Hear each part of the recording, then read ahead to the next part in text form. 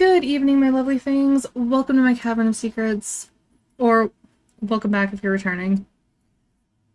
I was notified that my last one didn't have sound, so I redid this. And I did double check. This one does actually have sound. I thought the other one did too. I don't know what happened. I've been having some issues. Anyways, I hope you're all doing amazingly well and having a great week, weekend. I'm terribly sorry that I haven't been doing not considerate, but constant videos like I want to. Uh, Before I posted this one, uh, I took a break for the holidays, and then I did this video. Didn't have sound, so you didn't know any of this, but that's fine. Uh, I did this video and then nothing again. Uh, and then I came back yesterday. Uh, it's because I had COVID and I'm still kind of recovering, so I still may sound off and I can't really talk really loud, so I'm so sorry. I do have my volume all the way up on my microphone, but for some reason I still am not getting that loudness that I usually have. Usually I'm really loud, by the way. Anyways, so before the holidays, I mentioned that I was going to review The Fall of the House of Usher and get my full opinion of the show and possibly provide my husband's opinion as well of the show. If I could manage to get him to watch it, because he's not into horror at all. But he is a fan of Edgar Allan Poe, so that's actually how I got him to watch the show with me. And I'm actually surprised that I got him to watch the show, though. Anyways, the show is available on Netflix for those of you that are interested in giving this a watch. This is going to have spoilers, so if you haven't watched it, I'm gonna ruin it to a point. I'm not really giving away any details, but I'm telling you basically what happens to everybody in the show, so that does ruin it. Anyways, so the focus of the series is the Usher family and how they came into the pharmaceutical industry along with the riches that came with it. In between all of that, we, the audience, are shown what happened to each of Roderick Usher's children, which the creators used Edgar Allan Poe's stories to tell of their individual demise. And what I thought was really cool is each character in the show, their names are characters in Poe's stories and poems, which is really cool. It didn't actually sink in right away. It did, but it didn't. Some of the names sounded familiar. Of course, Lenore and Annabelle Lee. Those names, yes, automatically I picked those up. But some of them sounded familiar, but I couldn't place where those names came from, what stories they're attached to. I still don't know what stories they're attached to. If you know, let me know in the comments, because I'm curious to know. It's been a long time since I read his works, and I probably need to go back and reread them because of that. Prospero is one such character in the show and in Edgar Allan Poe's books, stories, one of them, anyways. He was the youngest, and the creators chose my all-time favorite Poe story, The Mask of the Red Death, for his demise, which was brutal and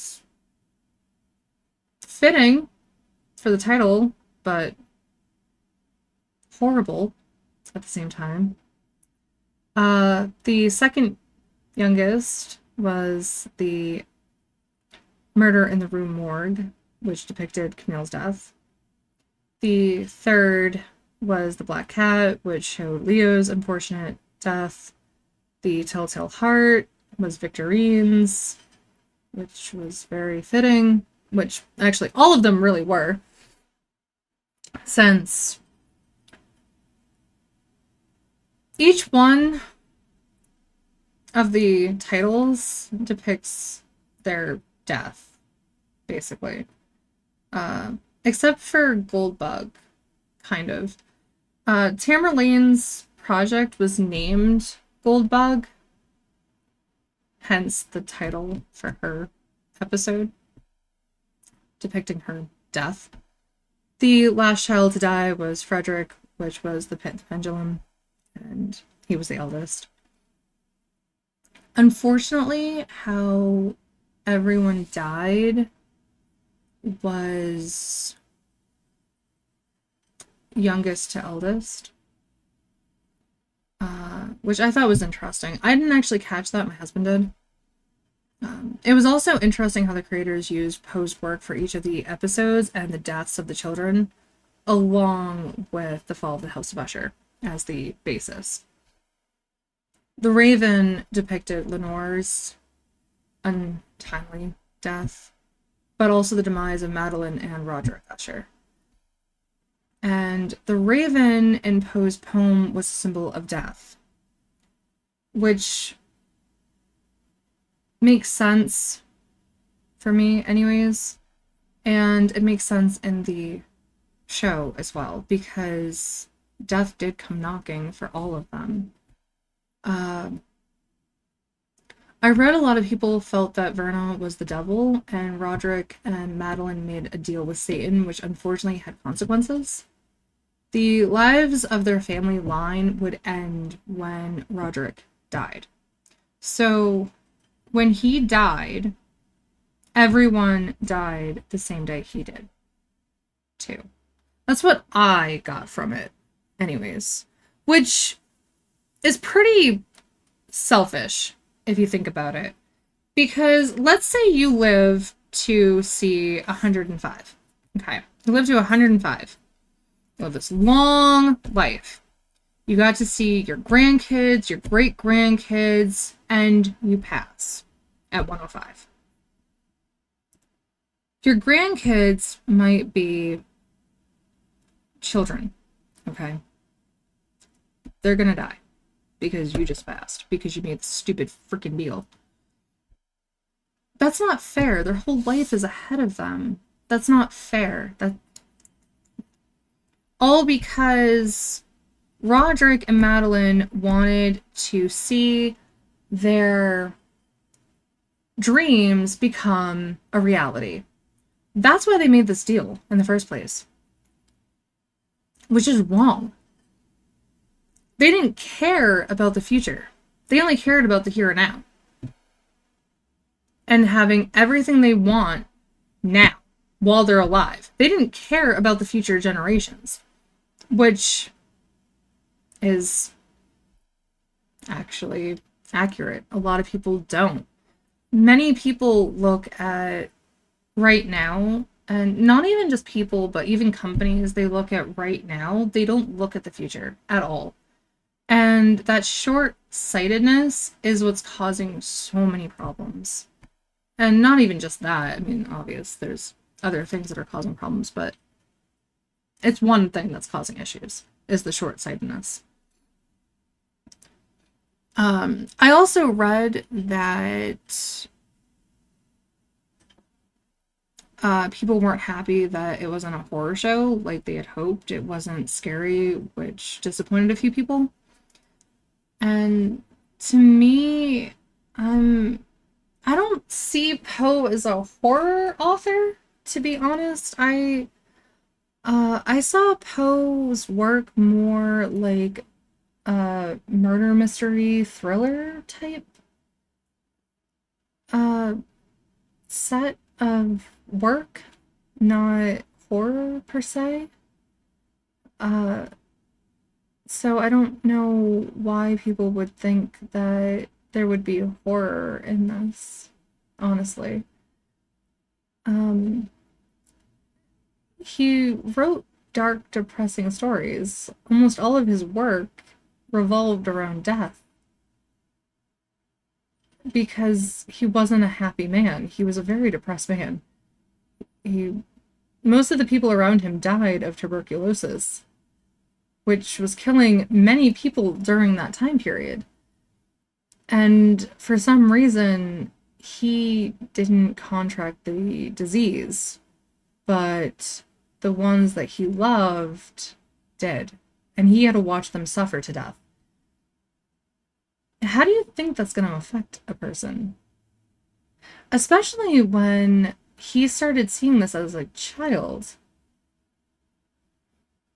That's not going to be easy for someone to constantly see the ones you love suffer to death from this horrifying disease. It's not surprising that he was pretty morbid with his stories and poetry. Everything came from his own experiences. And that's why I didn't see Verna as the devil or a demon making a deal. I saw her being death and making a deal because of Poe's symbolism surrounding the raven. The raven comes knocking for all of us. Death comes knocking for all of us. And the raven has always been associated with death and the afterlife. Same thing with the crow. And that's probably where Poe got the symbolism from the olden stories and mythology. I'm honestly happy with how the show turned out. If it was a horror show, I believe that it would have lost Poe's art and his touch. I think the creators did a fantastic job in tying in Poe's most well-known works into the show, which I didn't think would be possible, to be honest. And my husband surprisingly liked the show as well, and was disappointed it ended, although understandably it had to end. And I think they did a great job with the ending. I will say I liked this much better than The Haunting of Hill House, and I like the story, The Haunting of Hill House. I just did not like the show. I was hoping for a much better ending than the one that the creators gave us. I was very disappointed by it. For those of you that have seen The Haunting of Hill House, The Haunting of Bly Manor, and The Fall of the House of Usher, what did you think of the three series? Because I believe the creator of The Fall of the House of Usher created the other two as well. Which did you like better or hated? What are your thoughts on The Fall of the House of Usher as a whole? Did you think they did a decent job adapting Poe's work into the show? What was your favorite episode, if you have one? Who was your favorite character or least favorite character? I actually didn't like any of them except for Annabelle Lee and Lenore. Those were my two favorites. And, well, that's not really to say that I didn't like anybody else. I did like Lenore's mother. I kind of felt for her. She was just in the wrong place at the wrong time, to be honest. And I know people probably thought that she deserved what she got because she obviously was planning on betraying her husband. But her husband wasn't that kind to her. And case in point, look what he did to her. Look how he treated her. And I understand it's because he felt betrayed, but it's so much worse than that. Let me know your thoughts below on all of it. Next week, I did mention that I'm going to be switching things up a little bit and covering true crime again because I miss doing that. Hopefully this actually has sound and you can hear this.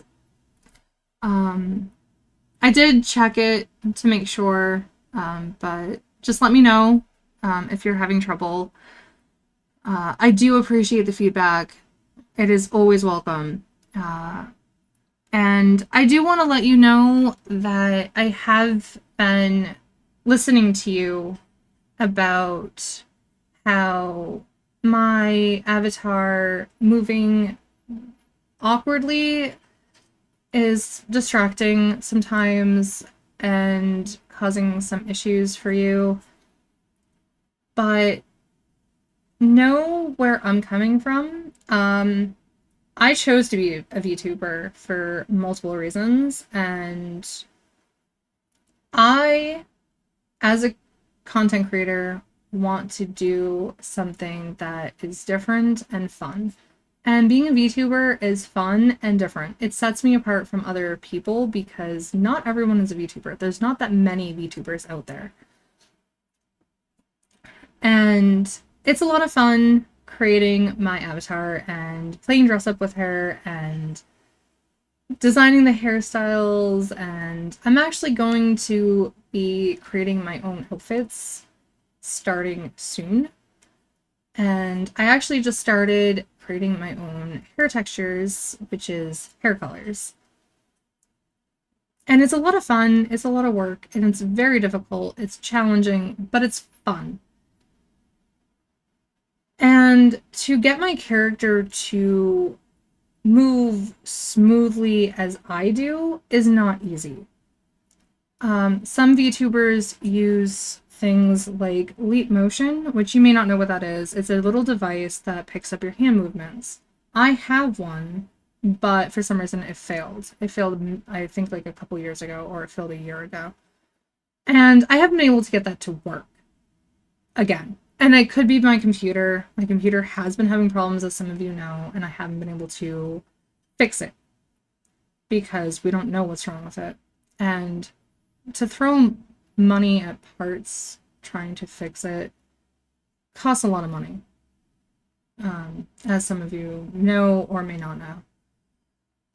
Especially with the chip shortage. There we go. Can't talk. That was going on after the pandemic. I believe it was even happening. I think it's still happening, actually. And because of that, companies were actually price gouging, and it was causing a big headache for a lot of people. So, there's that factor. So I actually started looking into other means so I can move, have my avatar move as I move. Because I do talk a lot with my hands, which you may not know, but I do. So I found Cledoface. Cledoface, one guy created it. I believe it's one guy. And he used the webcam to pick up everything. The hand movements, face, everything. It's not perfect though, because that's hard for one camera to pick up all of these intricate details of our hands. Hands are very detailed. You wouldn't think so, but there's a lot of movement in them. And it's not easy for the camera to pick up every little movement. So it's not perfect, unfortunately. I did look into the Magic Mirror, which is great for gaming. I love it for gaming because it does pick up all of my hand movements for the keys, the mouse, the joystick, which you saw yesterday when I was playing. So I love the Magic Mirror, and I am thinking of going for the full product. Right now I'm using the free version, not the full product, where you can use, I think it picks up your hands. I think it does if you go with the paid version. And it's one-time payment, but I don't know if it'll actually work because, so the company that makes the Magic Mirror, they only have their product on booth. So on Booth, it's all Japanese. So it's in yen currency. And the last time that I tried to buy something off of Booth for my avatar, because people can actually make things and sell them on Booth, which is great for Vroid, which is where I make my character, it wouldn't let me. And I don't know if it's because I'm in America and not in Japan. I have no idea. It just would not let me. It would not go through. I tried different payment methods. None of them worked. So I have no idea. I'm going to try again and see. But there's no guarantee. And that's where I'm having some issues. And I know some people would say, you know, don't do the VTubing then. You know, if it's so much work, screw it. It's not fucking worth it. But I like it. It's fun. And I'm not willing to give up on something that's fun and unique. Because let's face it, if I'm like everyone else, what's going to set my channel apart from every other channel that does gaming and movie reviews? Nothing. There's nothing that's going to set me apart. And I set mine up like a podcast because I like those channels. Because I actually don't tend to watch the videos of content creators. I actually just listen to them. And because of that, why put all of these video clips and stuff in the video if no one's going to watch it and they're just going to listen to me? So that's why I set it up like a podcast. And the reason I'm explaining all of this is to help you understand my channel, because I think that's helpful. And me taking lots of pauses is because I'm trying to gather my thoughts. And I do apologize for the long pauses. I'm just trying to gather my thoughts. I don't read from a script. If I did, I wouldn't have the long pauses. So I'm just trying to gather my thoughts, and it actually is worse when I'm sick. That's when you really notice it. So I'm just letting you know all of that. I would love to have a full body suit that allows a program to pick up everything. So everything would be seamless, but they are thousands of dollars. They're not cheap. And I can't just throw around thousands of dollars, okay? Times are tough, okay? Nobody has, like, shitloads of money to throw around today. Companies don't pay enough. Inflation's ridiculous. Cost of everything is high, and I'm not making money doing this. Not that I'm expecting to, because I'm actually doing this for fun. I'm not doing this because I want to make money. I'm doing this for fun. I'm actually doing a bunch of things for fun. I actually paint for fun. I write for fun. And those have made some money, but not really. Not much. I've made like $10 off my books. Granted, I've only wrote 2 books, and I'm actually working on a 3rd. But I'm just saying, things take time. Nothing's quick. And be patient with me, please. I do appreciate your feedback, and I am listening, and that's what I'm trying to let you know. And that's why I went on this kind of spiel about VTubing and what it entails, because I don't think everyone knows what it entails and why I do what I do, why I hide behind my avatar. And I actually do have real pictures of myself on Twitter, my website. There are places where you can actually see me. It's not that I'm trying to hide. This is purely because it's unique and I have fun doing it. And that's the whole point. of doing anything. Enjoy it, have fun, and that's the whole reason to do anything, isn't it? You only live once. Have fun while you're here and experience everything that you can. Within reason, of course. I mean, you don't want to do anything that's going to, endanger other people, but do everything safely and have fun. So I hope you learn something. Maybe if you have some tips and you're a VTuber and you have some tips for me, please, by all means, I am willing to take any feedback you have. I have tried talking to VTubers and I've gotten nothing from them. So if you have feedback, I will take your knowledge and use it to my benefit. Anything is welcome. So thank you so much for your support and bearing with me through this journey and enjoying my content. I hope you all have a fabulous weekend, and thank you so much to the new subscribers, by the way. You all are amazing and incredible. I adore you. And welcome to the Fangdom, by the way. I have to welcome you. I mean, come on. It's a great group. Trust me. They're all really sweet people. So yes, enjoy your weekend, and I will see you next week. The only reason this is airing today on a Saturday is because there was no sound, and I feel really bad. I'm so sorry. I'm so sorry. Going forward, Fridays only. Take care until next time. Bye, everybody.